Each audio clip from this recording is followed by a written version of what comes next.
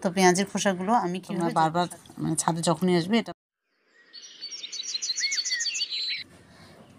তো আমি চলে আসলাম ছাদে। আজকে তোমাদের সঙ্গে একটা জৈব সার শেয়ার করব। তো আমি কি জৈব সার তৈরি করি তোমাদের দেখাচ্ছি। আমি নিয়েছি পেঁয়াজের খোসা। তো আসসালামু আলাইকুম, আশা করছি তোমরা সবাই ভালো আছো। তো আমিও ভালো আছি। আজকে নতুন একটা ভিডিও নিয়ে তোমাদের সামনে হাজির হলাম। তো আজকে খুবই একটা গুরুত্বপূর্ণ ভিডিও, সেটা হলো আমি পেঁয়াজের খোসাগুলো জমিয়ে রেখেছি, দেখতে পাচ্ছ। তো পেঁয়াজের খোসাগুলো আমি কিভাবে জৈব সার তৈরি করব, করে গাছে দেবো, সেটা তোমাদের আজকে দেখাবো। তো আমার ভিডিওটা শেষ অবধি দেখতে থাকো। আর যারা আমার চ্যানেলটা নতুন দেখো তারা অবশ্যই আমার চ্যানেলটা সাবস্ক্রাইব করবে। আর যারা অলরেডি সাবস্ক্রাইব করেছো তাদের অসংখ্য ভালোবাসা। তো চলো এবার আমি তোমাদের দেখাই আমি এটা কীভাবে জৈব সার তৈরি করি, সেটাই তোমাদের দেখাবো।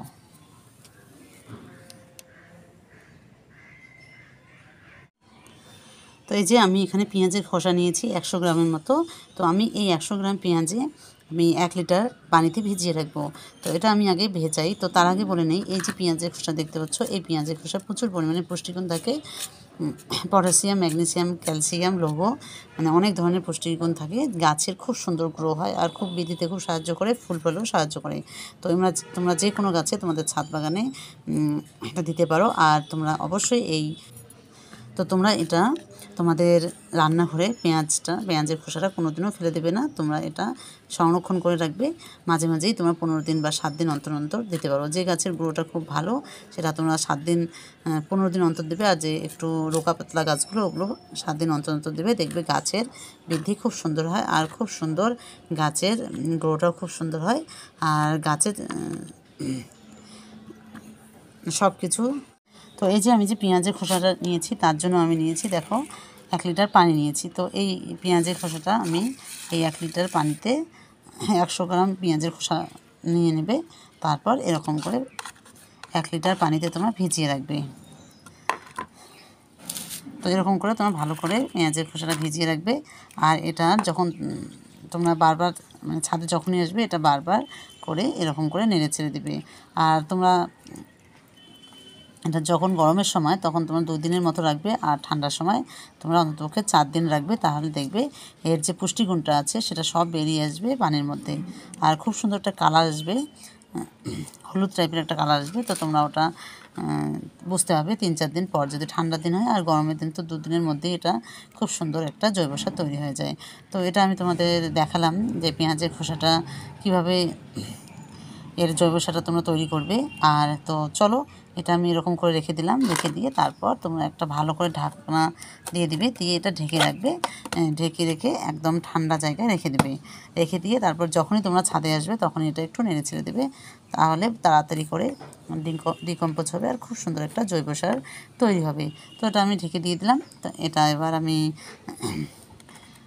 3 দিনের জন্য রেখে দেবো। তারপর তোমাদের দেখাবো কেমন হয়েছে। এখন দেখতে পাচ্ছ একটু পানিটা সাদা সাদাই আছে। তো এটা তারপর 3 দিন পর এসে তোমাদের দেখাচ্ছি এটা কেমন হয়। তো চলো তোমাদের সঙ্গে আমার 3 দিন পরেই দেখা হবে এই পেঁয়াজের খোসার জৈব সার নিয়ে।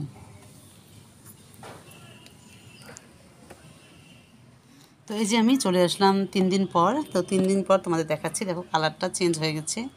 একটা খুব সুন্দর একটা হলদে টাইপের কালার চলে আসছে। তাহলে তার মানে সব পেঁয়াজের যে পুষ্টিগুণগুলো আছে সব পানিতে মিশে গেছে। তো চলো এবার এটা আমি খুলে দেখাচ্ছি তোমাদের কেমন হয়েছে।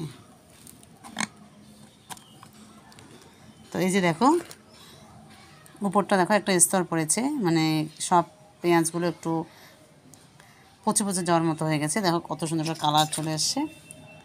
তো চলো দেখি এবার একটু নেড়ে দিই।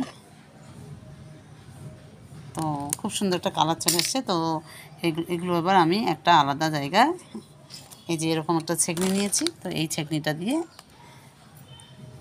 এটা আমি ঢেলে নেব। তো দেখলে কত সুন্দর একটা জৈব সার আমার তৈরি হলো। তো চলো, তো আমি এরকম একটা বালতি নিয়েছি। বালতিটাতে এবার এই পেঁয়াজের খোসার জৈব সারটা তৈরি করলাম, এটা এবার ঢেলে নেব।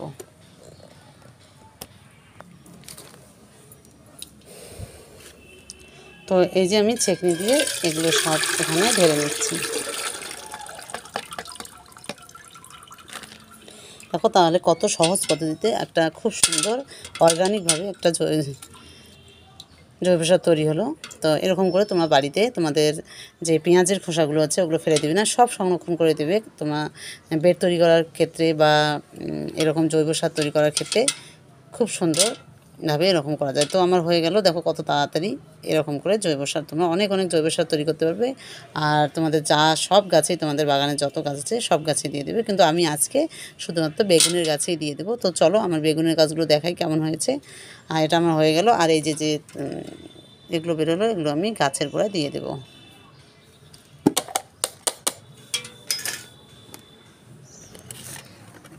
এই যে দেখো কালারটা একটু হলুদ হলুদ টাইপের হয়ে গেছে। তো চলো এবার আমি গাছে কীভাবে দিই তোমাদের দেখাচ্ছি।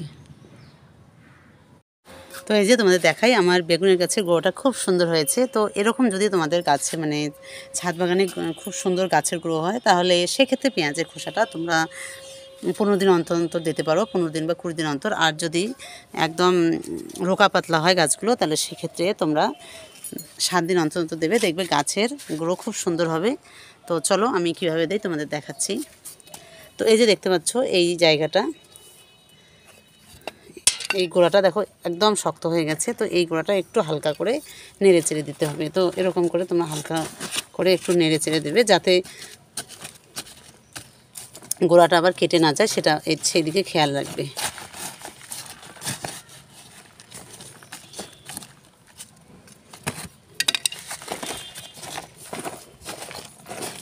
তো এরকম করে ভালো করে তোমরা গোড়াটা একটু সুন্দর করে নেবে।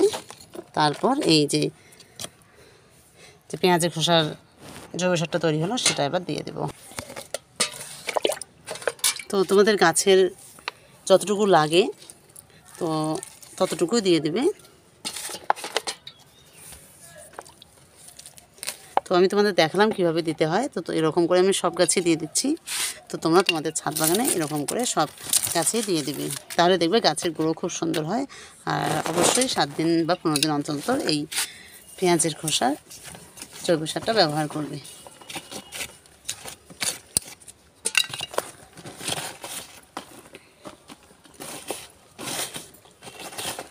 তো এই যে আমার এরকম করে আমি সব গাছে দিয়ে দিচ্ছি।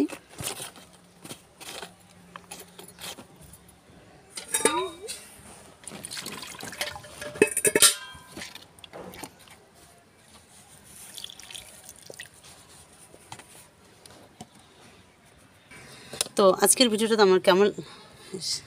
তোমাদের কেমন লাগলো তোমরা অবশ্যই কমেন্ট করে জানাবে। আর তোমাদের কাছে একটা রিকোয়েস্ট, যারা চ্যানেলটা নতুন থেকো তারা অবশ্যই আমার চ্যানেলটা সাবস্ক্রাইব করবে। আর তোমরা বাড়িতে অবশ্যই তোমাদের ছাদ বাগানে এই পেঁয়াজের খোসাটা ব্যবহার করবে। তো আজকে এখানে শেষ করছি। তোমরা সবাই ভালো থেকো, সুস্থ থেকো। আর তোমাদের সঙ্গে নেক্সট ভিডিওতে দেখা হবে। Tata, by.